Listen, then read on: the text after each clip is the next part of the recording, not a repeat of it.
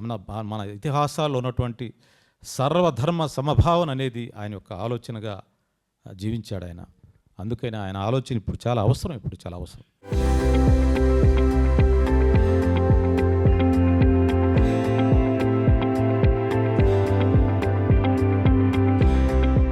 చాలామంది చెప్తా ఉన్నారు, చాలామంది మత ద్వేషాల పేరు మీద, కులాల పేరు మీద, ఉమెన్స్ మీద, మహిళల మీద చాలా అత్యాచారాలు జరుగుతూ ఉన్నాయి.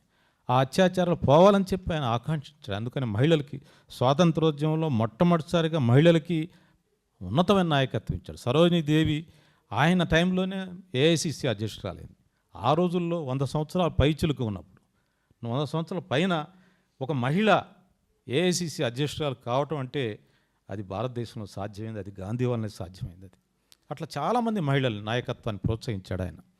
అందువల్ల ఇప్పుడు మహిళా బిల్లు వచ్చినా, ఇప్పుడు మహిళలు ఇంత అభివృద్ధి చెందిన దానికి పునాది వేసిన వ్యక్తి మహాత్మా గాంధీ. దళితుల యొక్క సమస్యలను ఆయన చాలా తీవ్రంగా కలిచివేశాయని. ఒక మతంలో పుట్టి ఒకే దేశంలో ఉంటూ ఒకళ్ళని తక్కువ జాతిగా చూడటం ఏంటి, నీ గుళ్ళోకి రావద్దు అంటూ ఏంటి, ఏ శాస్త్రం చెప్పింది చెప్పండి? దళితులను అస్పృశ్యులుగా చూడమని ఏ శాస్త్రం చెప్పింది చెప్పండి అని చెప్పి శాస్త్రాలు మొత్తం పండితుల ముందు పెట్టాడు ఆయన. మనకున్న అన్ని సిద్ధాంతాలని, అన్ని ఆచరణ, అన్ని వేదాలు, ఉపనిషత్తులు, ఉద్గ్రంథాలు మొత్తాన్ని అందరి ముందు పెట్టాడు. ఏ గ్రంథంలో ఎక్కడ భారతదేశంలో అస్పృశ్యత పాటించవచ్చు అని ఎక్కడ చెప్పారో చెప్పండి అని చెప్పి ప్రశ్నించాడు ఆయన. ఎవరు చెప్పలేకపోయారు. అందుకనే భారతదేశ అస్పృశ్యతను ఒక బ్లాట్ అని చెప్పి, ఒక మచ్చ అన్నాడు. బీహార్ లాంటి చోట భూకంపం వస్తే ఆ భూకంప బాధితులను పలకరించడానికి వెళ్ళి, చాలా పెద్ద భూకంపం అది, ఆ భూకంప బాధితులు పలకరించడానికి వెళ్ళి, వాళ్ళని ఓదార్చడానికి వెళ్ళి, ఏంటి ఇలా జరిగిందంటే, భారతదేశం వేల సంవత్సరాలుగా దళితులనే వాళ్ళని అస్పృశ్యులుగా చూసి సమాజానికి దూరంగా పెట్టారు. దానికి భగవంతుడు కోపగించుకొని శాపం పెట్టడం వల్ల అంటే సెన్సిటైజ్ చేస్తాను, ప్రజల్ని సెన్సిటైజ్ చేయడానికి మనం చేసిన పాపానికి ఇది ప్రతిఫలం అని చెప్పి ఆయన ప్రజలందరూ ఆశ్చర్యపోయాడు. నిజమే కదా అని చెప్పి అప్పుడు దేవాలయ ప్రవేశం అనే కార్యక్రమాన్ని చేపట్టి అనేక గ్రామాల్లో అస్పృశ్యులకు సేవ చేయటం అంటే ఆయన హరిజన సేవక సంఘాన్ని ఒకటి స్థాపించాడు. హరిజన సేవక సంఘం అనేది హరిజనుల కోసం కాదు, ఆయన అగ్రవర్ణాల వాళ్ళు హరిజనుల కోసం సేవ చేయటం ఆయన ఉద్దేశం. హరిజన సేవక సంఘం చాలామంది అనుకుంటారు అది ఒక దళిత సంఘం అనుకుంటారు. కాదు, అది అగ్రవర్ణాల్లో ఉన్న పెద్దవాళ్ళంతా దళితుల కోసం సేవ చేయండి, మీకు ఇది మహద్భాగ్యం, ఇది చేస్తే మీకు పుణ్యం దక్కుతుంది, మీకు భగవంతుడు ఆశీర్వదిస్తాడని చెప్పి వాళ్ళని ప్రోత్సహించి ఆ రోజు పెద్ద స్వాతంత్ర సమర యోధులు, ఉన్నవ లక్ష్మణారాయణ లాంటి వాళ్ళు, పెద్దవాళ్ళు, అనేక మంది పెద్దవాళ్ళంతా హరిజన సేవ చేసి దేవాలయ ప్రవేశం చేసి తరించారు వాళ్ళంతా కూడా. అందువల్ల సమాజాన్ని ఇంటిగ్రేట్ చేయటం కోసం ఆయన కులాలని, మతాలకు అతీతంగా ఆయన ప్రయత్నం చేసేవాడు. లౌకిక భావన అంటే అది మతరహితం కాదు. అది చాలామంది ఈ 70 సంవత్సరాలు భారతదేశంలో జరిగిన ఒక అపవాదం ఏంటంటే,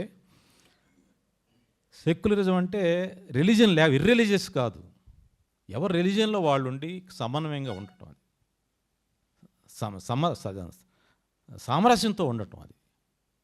ఆ సామరస్యాన్ని విస్మరించి లౌకికవాదం అంటే అది యాంటీ రిలీజియన్ అనే ఒక దృక్పథం ప్రచారం అయిపోయింది.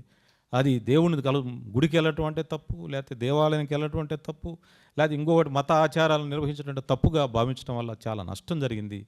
లౌకికం అంటే ప్రభుత్వ విధానాల్లో రేషనాలిటీ ఉండాలి. 1905, 1918 ఆ ప్రాంతాల వరకు, 17 ఆ ప్రాంతాల వరకు అతివాదులు మనందరికీ లాలా లజపతి రాయ్, బిపిన్ చంద్రపాల్, బాల్ గంగాధర్ తిలక్, వీళ్ళు 4 అడుగులు ముందుకేశారు. మొట్టమొదటిసారిగా బాల్ గంగాధర్ తిలక్ స్వరాజ్యం నా జన్మ హక్కు, దాన్ని పొంది తీరాలి. కొన్ని బెంగాల్ విభజన ఫలితంగా కొన్ని ప్రజా ఉద్యమాలు నిర్వహించారు వాళ్ళు. కానీ భారత జాతీయోద్యమం ఒక ప్రజా ఉద్యమంగా మలచబట్టడం అనేది గాంధీ గారి వల్లే అయింది. మహాత్మా గాంధీ దక్షిణాఫ్రికా నుంచి వచ్చాక ఇక్కడ కొన్ని ఉద్యమాలు చేశాడు, నీలిమందు రైతుల కోసం, అలాగే బార్డోలీ సత్యాగ్రహం, ఇవన్నీ కూడా. అది అయ్యాక మొదటి అవకాశం 1920లో సహాయ నిరాకరణ ఉద్యమం జరిగింది. 20లో సహాయ నిరాకరణ ఉద్యమం, 30లో ఉప్పు సత్యాగ్రహం, 42లో క్విట్ ఇండియా ఉద్యమం, ఇంకా ఇతర ఉద్యమాలు కొన్ని చేసిన.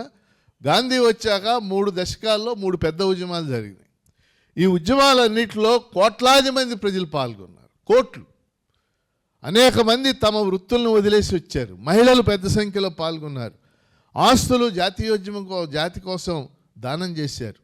సహాయ నిరాకరణ ఉద్యమంలో భాగంగా అనేక మంది కళాశాలలు, పాఠశాలలు, ఇప్పుడు మనకు శారదా నికేతనం అలా స్థాపించబడినటువంటి సంస్థ. అంటే నా పాయింట్ ఇక్కడ, గాంధీ జాతీయోద్యమాన్ని ఒక ప్రజా ఉద్యమం, మాస్ మూమెంట్గా మార్చిన ఘనత ఆయనకి దక్కు. దానికి అనేక పరిమితులు, విమర్శలు ఇవన్నీ ఉన్నాయి. నేను మా క్లాసుల్లో మామూలు చెప్తే, ఎందుకు చౌరీ చౌరా సంఘటన జరగగానే ఆ ఉద్యమాన్ని ఎందుకు ఆపేయాల్సిన అవసరం ఉందా, లేదా రౌండ్ టేబుల్ కాన్ఫరెన్స్లకు వెళ్ళినప్పుడు ఏం మాట్లాడాడు, ఇవన్నీ చాలా చర్చలు ఉన్నాయి. ఏ ఉద్యమంలో అయినా ఇలాంటి పరిమితులు, చర్చలు చాలా ఉంటాయి, మన అందరికీ తెలుసు.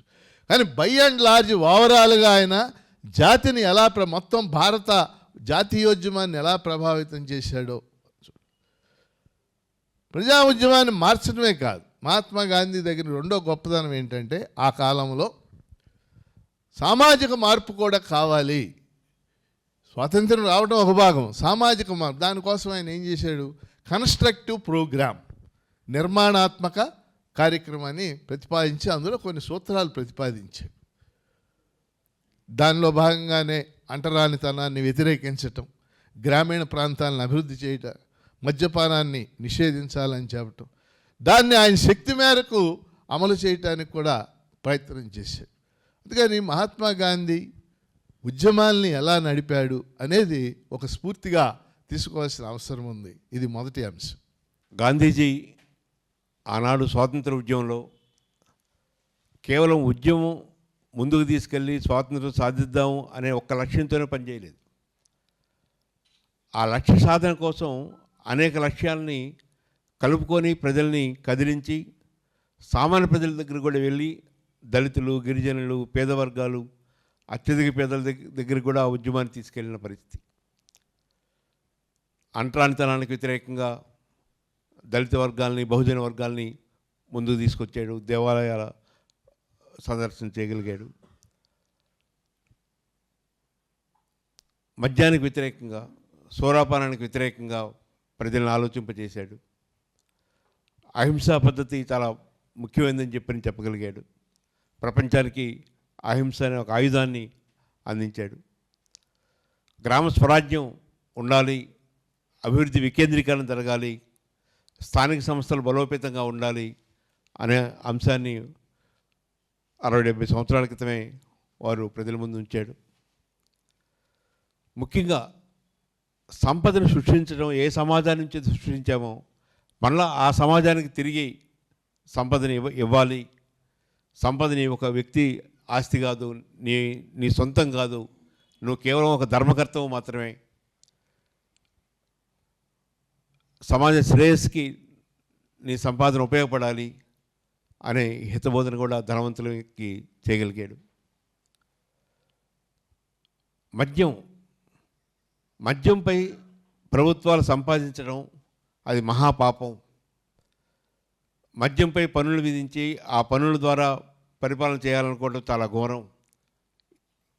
అటువైపు ఆలోచించకూడదు, మద్యాన్ని ప్రోత్సహించకూడదు, మద్య నిషేధం ఉంటే చాలా మంచిది అనే అభిప్రాయాన్ని కూడా స్వాతంత్ర ఉద్యమంలో భాగంగా చేయగలిగాడు. కానీ ఈరోజు మనం చూస్తే మద్యం లేకుండా రాష్ట్ర ప్రభుత్వాలు నడవలేని పరిస్థితి ఏర్పడింది. మద్యం మీద జిఎస్టీ లేదు. ఇప్పుడు జిఎస్టీ ఉంటే మ్యాక్సిమం 28% ఉంటుంది, కానీ 500% ఉంటున్నాయి ఇప్పుడు పన్నులు మద్యం మీద. 10 రూపాయలు విలువ చేసే మద్యం బాటిల్ 200 రూపాయలకు అమ్ముతున్నాం. దాని ప్రొడక్షన్ కాస్ట్, లోపల ఉండే ఆ మెటీరియల్ కాస్ట్ కేవలం 10 రూపాయలు మాత్రమే. డౌన్లోడ్ రా TV app. Media legend Ravi Prakash is back.